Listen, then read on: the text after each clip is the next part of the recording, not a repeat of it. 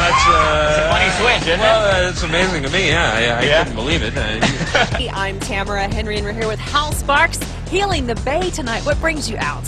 Even better time, because it's time for just a few laughs, we hope.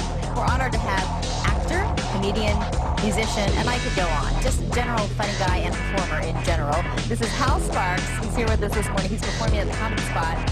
Thanks, Jamal. Our next guest got his start here in Chicago in Second City. You've seen him on Queer as Folk, The Tonight Show, and VH1's I Love the 80s. Hal Sparks is back with us this morning. Good morning, Hal. Hey, how are you? Okay, so are you more well known for Talk Soup or Spider-Man 2? It depends on where I am. Because at Comic-Con, Spider-Man 2. 2 years ago, I came down here just like the geek that I am to go to Comic-Con, and I'm walking up the steps and I'm like expecting...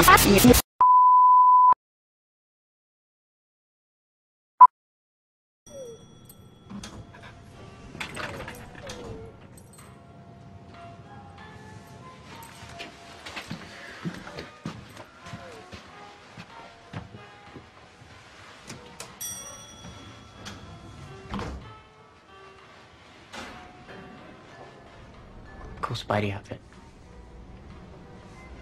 Thanks.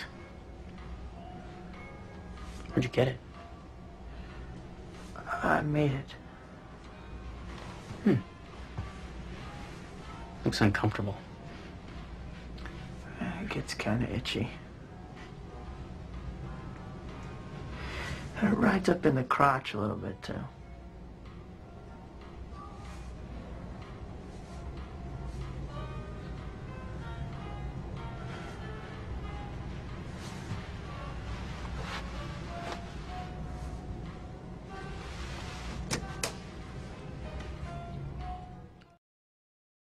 Essentially, I'm going to start from the beginning because this is a lot of stuff.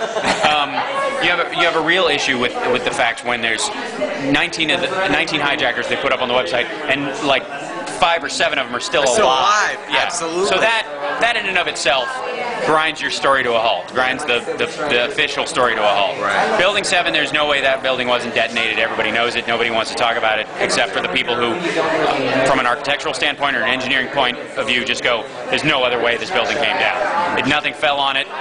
There was not enough fire. End of story. Buildings don't fall like that. That's just stupid. Absolutely.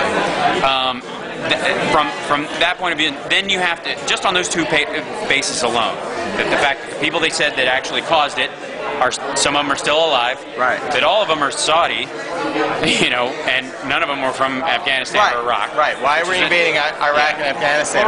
Well, different reasons. Right. We're invading Iraq because we set that guy up. He was one of our sort of CIA stooges for a long time, and then he was going to monetize. He was going to change the money in the oil trade from dollars to euros. So, and at the talk of that, the euro went from 61 cents to over $1, and then we went into Iraq like that. Right.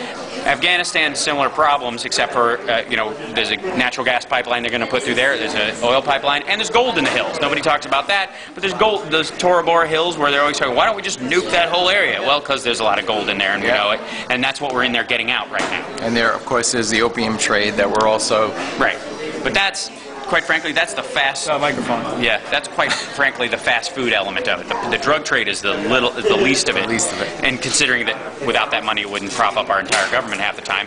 Drug money actually saved this country largely during the crash. I mean, there was an exchange of like $500 million that was constantly shifting through. It was all drug money, and everybody knew it, and they just kind of took a back seat.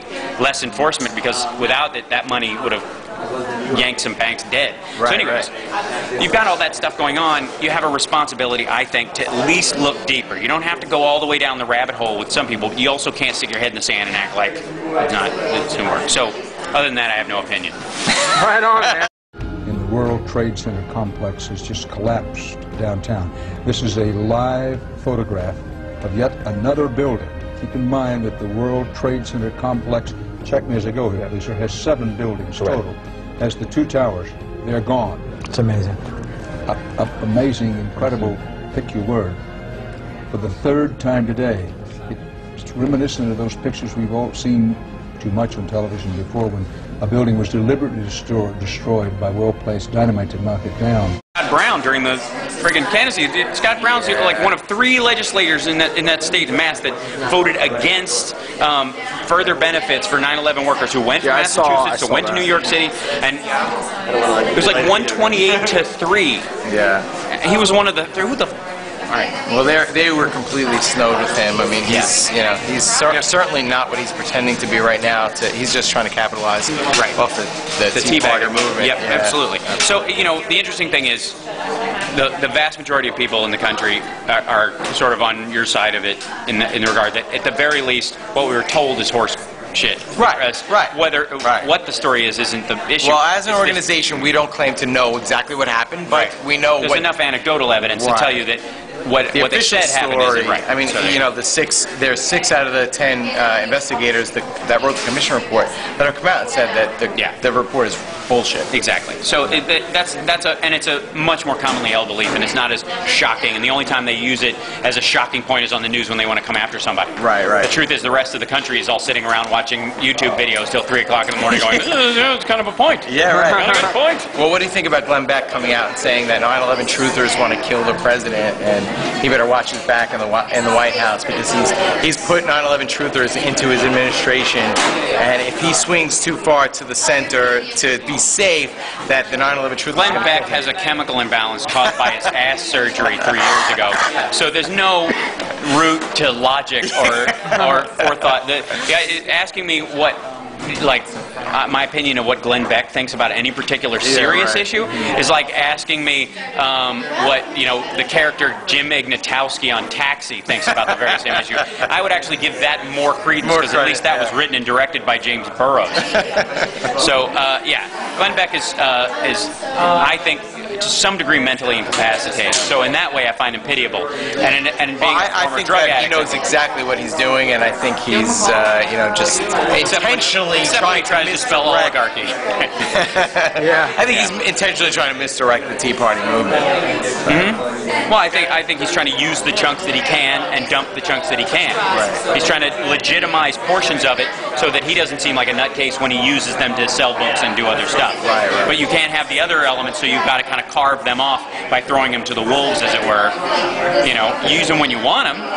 He certainly doesn't have any trouble driving these guys with guns to shoot cops out of their front door. He's absolutely a corporate whore, no doubt. So. The most dangerous time in any regime, especially a radicalized regime, is when it is in collapse. Watch the uber left. Pray that Obama moves to the center. If he does, pray that the Secret Service care for that man. That man is never left alone. He has invited 9/11 truthers into the White House and into his administration. If they believe that he's just another one of these guys, he is in danger.